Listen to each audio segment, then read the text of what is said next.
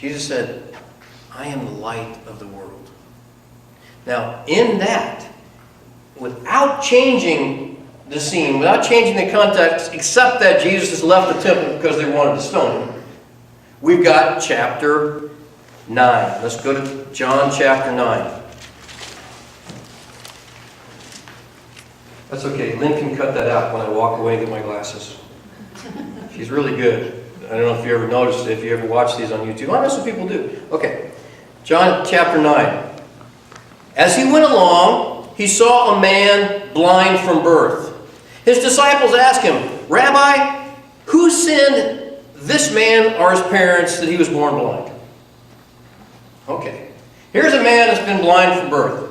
And everybody seems to know it. Okay. There are some people who are blind because they lost their sight gradually, they had an accident, maybe, something that messed up their nerves. This man never has seen. And it's a good time for a good theological discussion. Right? He brings up an important question. Who sinned? Who sinned that this guy can't see? I'll give you two choices, they said. Him or his parents? Now, this is only interesting because the man was blind from birth. Right? So, if it comes down to choice number one, him, that means he had to do it before he was born, okay? He had to do it while he was in his mother's womb. They were willing to entertain that as an option. Number two, the option is his parents, which, that seems like more, they're being punished because there was some sin in their life, and he was, in the womb during that sin or something, but that's why he was born blind. But there is an assumption here, isn't there? The assumption is that he is not perfect physically because of sin. Somebody messed up. Now, they all bought this. They didn't give an option 3, right? And so they're asking Jesus, hey, let's clarify this, Jesus. I was wondering about this guy, Did he sin in the womb? Or some previous life? Or was it his parents? I'm kind of leaning towards his parents. The parents always, you know how that is. Okay. In verse 3. Neither this man nor his parents sinned, said Jesus, but this happened so the work of God might be displayed in his life. As long as it is day, we must do the work of him who sent me. Night is coming, when no man can work, or when no one can work. While I am in the world, I am the light of the world. He's still on the same thing. He just shot down their argument. The option is actually 3. None. None. You see, isn't it fun to have religious arguments like this? Isn't this great? I mean, you look at somebody who's less fortunate than you are and you say, oh man, I wonder what they did wrong. Someone must have done something wrong. Must have been him or his parents. Right? All those people went broke. They went bankrupt. Oh man, they must have done something wrong. Right? You see, it's part of our sinful nature, and you've got to admit this. You've got to learn, you've got to earn up. You've got to own up to it. You've got to pony up, okay? It's part of our nature to look at people who we see as less fortunate than us as deserving that for some reason.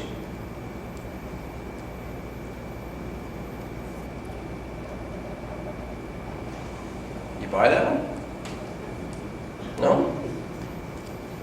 I were talking to a doctor recently about some surgery. And he said, well, here's the definition, okay? If it's you, it's minor surgery. If it's done to me, it's major surgery. Do you buy that? Yeah, for anybody else, that's minor surgery, but when it comes down to being done to you, it's major surgery. You see what we've done there? Okay? Somebody else loses their job, that's a shame. You lose your job, it's a tragedy. It's a crisis. Can you own it now? This is part of our worldview, guys. This is part of our sinful nature. Right? Somebody else loses a child, you go, oh, that's awful. You lose a child, it's unbearable. This is part of our sinful nature. And these people love to argue about somebody who is obviously messed up. See, the man that was blind from birth, who sinned? Mom, Dad, or him?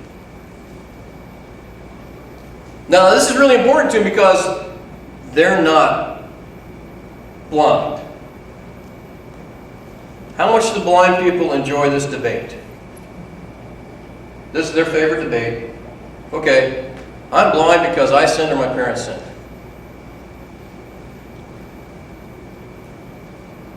That means you have eyesight. That means your parents didn't sin. You have eyesight. That means you didn't sin. You're rich. That means your parents didn't.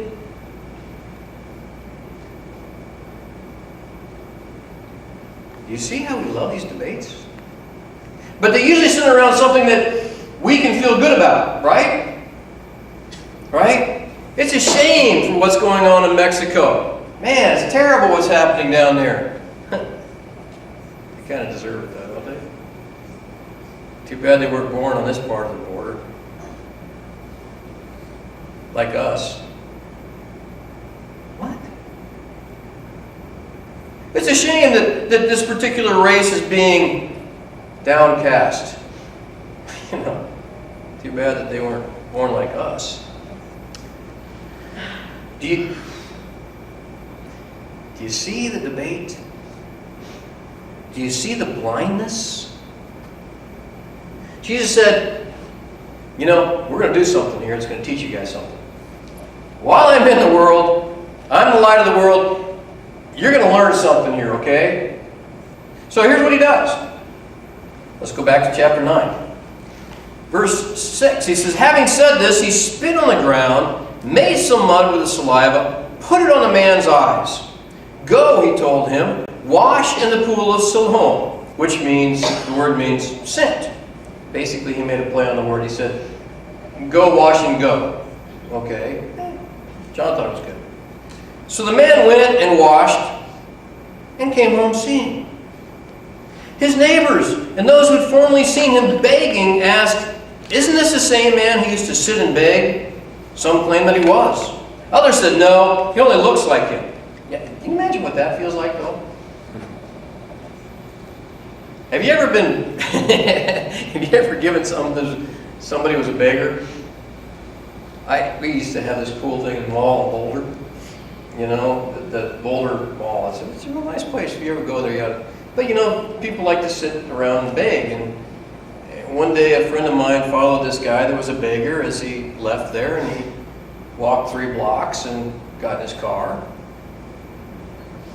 and drove home. Now you're going, wait a minute. I mean, you ever feel like you got ripped off? Right? And here they see this guy that said, that looks like the guy he used to give alms to, man. You think he had sight all along?